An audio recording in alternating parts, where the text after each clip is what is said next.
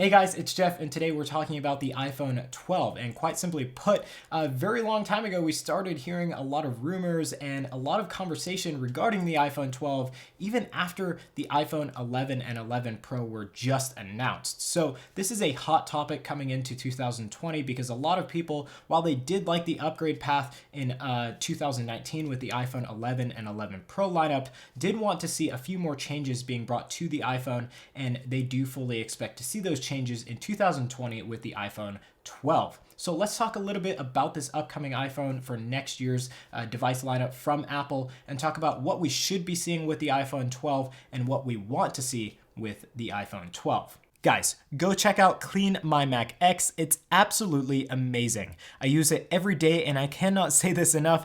Every Mac user needs this program. So go check it out. There's a link down below with more info, and you can also go download it to try it out for yourself. Okay, so in all of the mockups that we've seen online, we are seeing an OLED display that goes edge to edge. I think it's about time that Apple add this feature to the iPhone. We've seen a lot of iPhones with, obviously the great big borders around them, and then we've kind of been pushing the mold literally outside towards the near edges of the device, and that has been really nice to see. But we've seen advancements on other devices out there in the market go edge to edge, and it's actually been quite a long time since that's first been achieved. So I do fully expect to see Apple kind of hop on that bandwagon of edge to edge OLED displays.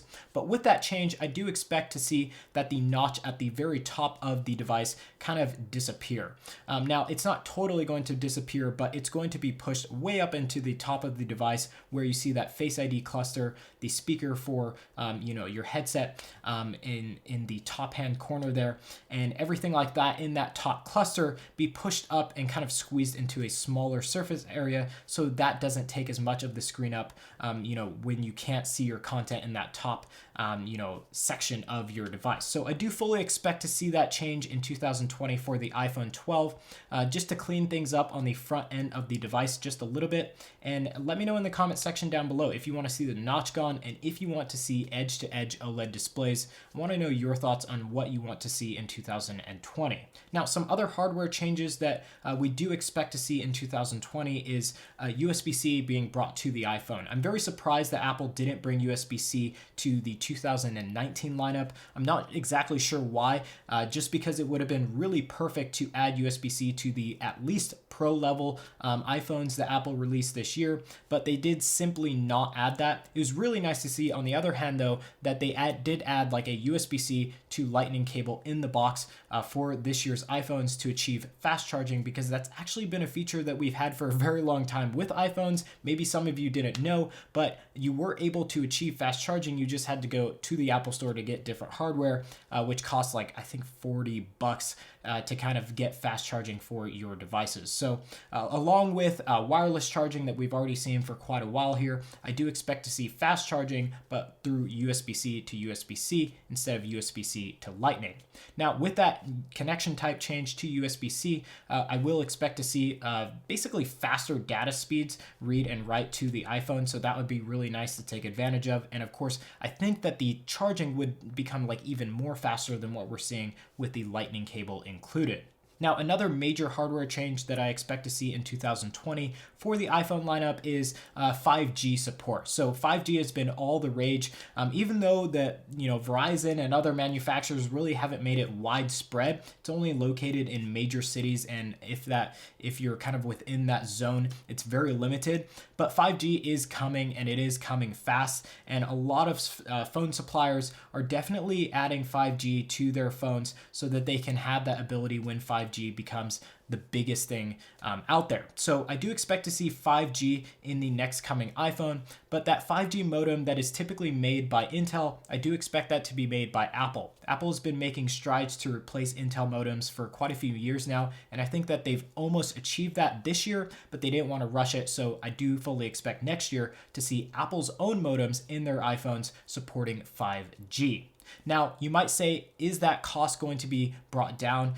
Obviously Apple is purchasing from Intel now, the modems that are going in today's iPhones. Is that, basically Apple creating their own modems going to bring the cost of the iPhone down?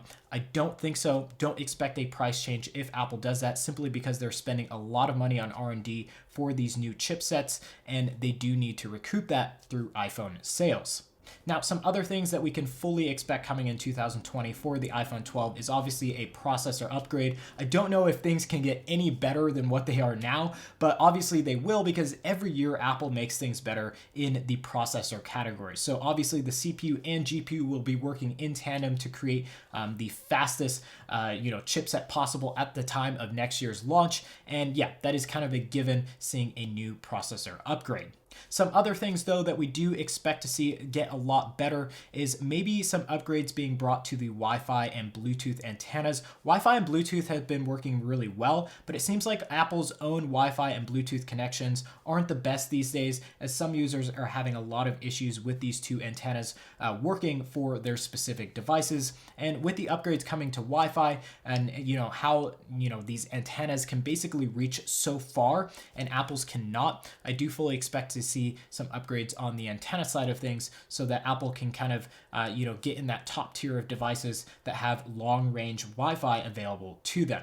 Now let's get into some other things that maybe we'd like to see in 2020 for the iPhone 12. And as I said, these are things that we'd love to see, not necessarily things that you should be expecting from the iPhone 12.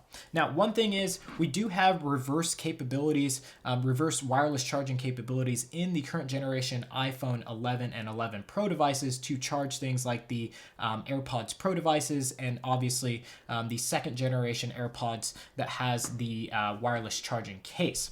But to date, that feature has not been unlocked. The hardware is there, it's just that the software does not support it. So are we going to see something in 2020 where it comes basically in the package, where the iPhone is basically unlocked to charge devices like these that accept wireless charging in the future? I do fully expect that to see that kind of like hardware being unlocked in 2020, simply because we've already seen devices this year reverse charging, like headphones and even other phones, and it's actually been a feature that people have been raving about, simply because it makes things so convenient. If you're low on battery charge for AirPods, it'd be really nice to just place it on your iPhone, you're charging them, and then maybe through like 5 to 10 minutes of charging throughout the rest of the day, you can enjoy your AirPods. So that would be really nice to see in the iPhone 12, and something that a lot of people are requesting, given they've already seen that technological capability in other devices that have been released this year.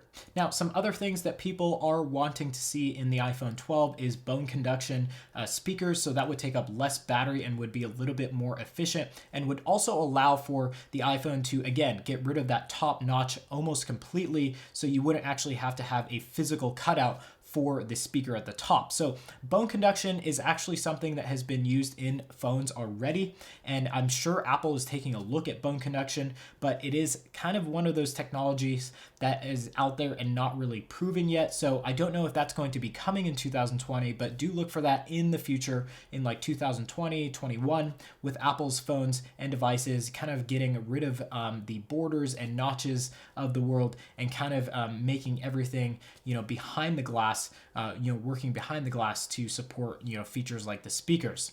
Now, speaking of technology that's going behind the glass, do expect to see Face ID cameras coming behind the glass and not really having its own array up top, coming really soon. I don't know if that's going to be coming in 2020.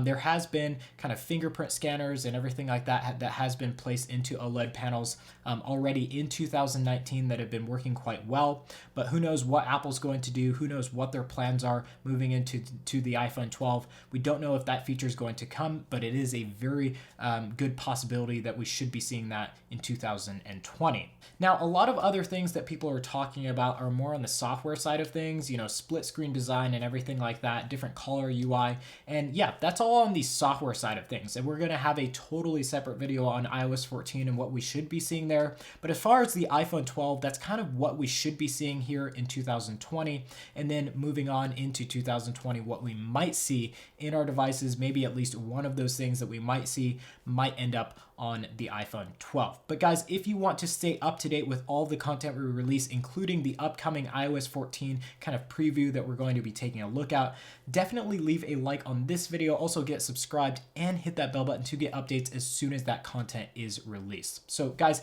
thank you for watching this video, and hopefully I'll be catching you guys in some upcoming content. Don't forget in the comment section to kind of write down what you want to see in the iPhone 12 hardware and software wise, and also what your thoughts are about this video, what you saw today, and kind of what your expectations are moving into 2020. So again, guys, thank you all for watching, and I'll catch you guys in the next video.